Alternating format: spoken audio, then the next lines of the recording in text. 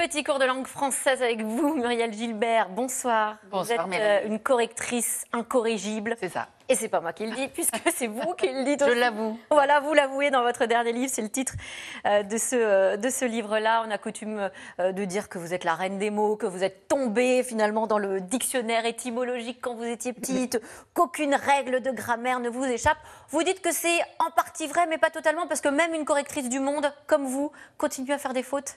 Une correctrice, en tout cas, vit entourée de dictionnaires, c'est-à-dire je ne sais pas tout, j'ai pas tout dans la tête, mais j'ouvre mes dictionnaires 50 fois par jour. C'est ça aussi, écrire la langue française avec le moins de fautes possible, c'est accepter tout ce qu'on ne sait pas ou tout ce qu'on a oublié, parce qu'on en apprend et on en oublie. Il faut savoir chercher dans les documents. Et puis en même temps, elle vous saute aux yeux. Donc Alors voilà. Bon, par rapport au commun des mortels, évidemment que je fais très peu de fautes. Ouais, vous avez une sorte de don quand même qui est que les fautes surgissent et viennent à vous, quoi. Oui, et même ça me démange quand je vois des fautes, donc il faut absolument que je les corrige. Et coup de chance, j'ai réussi à trouver un métier où on me paye pour aller dans le sens de mon TOC, donc c'est génial. Repérer ces fautes, c'est normal de faire des fautes. Peut-être petit clin d'œil d'ailleurs à tous les lycéens qui passent le bac en ce moment et qui sont très concentrés sur leur copie. Est-ce que c'est normal de faire encore des fautes, même quand on est adulte? Mais regardez, dans tous les quotidiens, enfin en tout cas au monde, il y a des correcteurs. Ça veut dire quoi? Ça veut dire que les plus grands journalistes font aussi des fautes. Donc ça veut dire que faire des fautes, c'est normal. Alors, l'objectif, c'est d'essayer d'en faire le moins possible.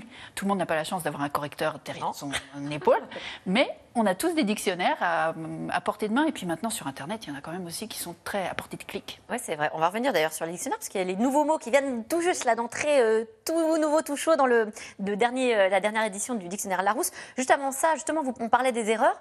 Alors, ce qui est assez drôle, c'est qu'il y a aussi des erreurs qui deviennent la règle. Ça, c'est un comble. L'erreur qui devient la norme, c'est le cas de la fameuse liste de tous ces mots, vous savez, qu'on apprend à l'école, les mots en ou. Bijou, caillou, chou, genou, hibou, joujou, pou. Voilà, c'est ça. Dont le pluriel se fait en X. Et effectivement, ça vient d'une erreur, mais comme beaucoup de choses de notre orthographe. Oui.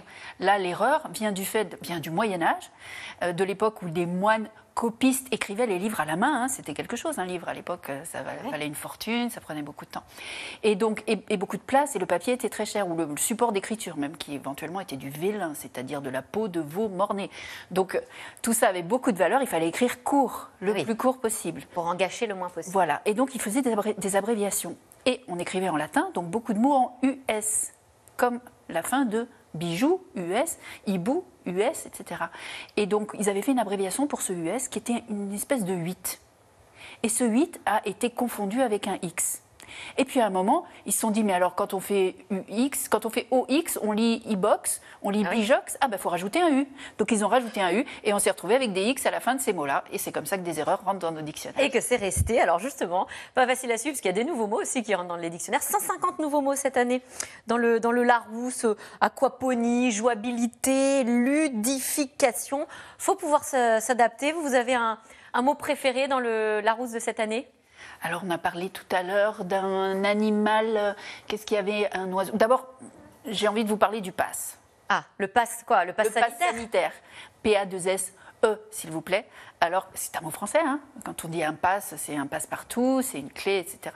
Et alors, on le voit souvent écrit P-A-2-S. Et d'ailleurs, sur le site du gouvernement, c'était écrit comme ça. De même que le pass culture, pour les jeunes, était écrit P-A-2-S. C'est de l'anglais. Donc il faut mettre un E. Donc il faut mettre un E. En français. Bien sûr. En français. Un mot français, voilà. Dans le Larousse, ils ont écrit passe PA2SE, bien entendu. Il y a beaucoup de nouveaux noms de métiers féminisés aussi cette année qui sont entrés dans le dictionnaire. Alors il y a vaccinatrice, boulangère. Ça, c'est une redéfinition puisque ça ne veut plus dire la femme du boulanger. Ah oui. Alléluia, il était temps. Oui, c'est ça, il était temps. On parle tous de la première ministre, je veux dire la femme première ministre, oui, Elisabeth Borne. Est-ce qu'on a raison? Est-ce qu'on doit bien dire la première ministre? Eh bien oui, on a raison. Et c'est vrai que c'est un sujet, ça, la féminisation des noms de métiers et de fonctions. C'est le sujet sur lequel j'ai vu le plus évoluer la langue française à l'aune de ma carrière, on va dire, donc d'une vie, d'une personne actuelle. Parce qu'il y a 30 ans, quand Édith Cresson était Première ministre, elle était Premier ministre. On disait Madame le Premier ministre. Et ça ne heurtait pas. C'était ce qui semblait normal. Aujourd'hui, on est passé à complètement autre chose. Et depuis une vingtaine d'années, on va dire que ça bouge énormément et qu'on féminise.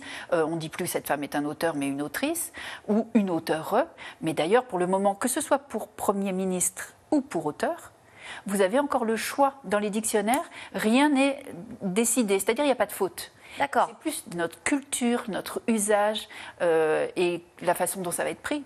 Si vous dites cette femme est Premier ministre, vous allez peut-être sembler machiste, anti-féministe. Voilà. Valérie Pécresse a félicité Elisabeth Borne, Madame le Premier ministre. On va retenir les félicitations. Mais l'Académie française a validé Madame la Première ministre. Je parlais de la règle Mbappé. Alors j'imagine que tout le monde attend la définition de cette fameuse règle Mbappé qu'on retrouve dans nos livres ou dans nos écrits. Qu'est-ce que c'est? Alors quand nous on l'a apprise, quand on était à l'école, Mbappé n'était pas encore connu. Donc on ne disait pas la règle Mbappé. On ne disait pas la règle Mbappé, mais c'est une trouvaille d'enseignants d'aujourd'hui qui se sont aperçus que pour faire mémoriser aux enfants ces 3 lettres M, B, P, devant lesquelles pour faire le son 1 ou en, il faut toujours un M au lieu d'un N, eh bien, utiliser le nom de Mbappé, ça leur permettait de mémoriser la chose. D'accord, comme dans timbre, Dans champagne, voilà. on met un M avant le P. Exactement. Ou, il y a une exception, il y a une exception que j'aime beaucoup. Bah, voilà. le bonbon, sur d'ailleurs, le titre de votre livre, le bonbon, il n'y a pas de M, effectivement. Voilà, ça fait en français, il y a toujours des exceptions. Et le bonbon fait partie des exceptions. Pourquoi? Parce que bonbon, c'est 2 fois l'adjectif bon. On a collé 2 fois l'adjectif bon, c'est tellement bon que c'est bonbon. Que c'est bonbon. Il y a une myriade, une pléiade de mots. J'utilise d'ailleurs des mots que vous relancez dans votre livre, des mots à découvrir et notamment des mots qui pourraient intéresser les becs fins.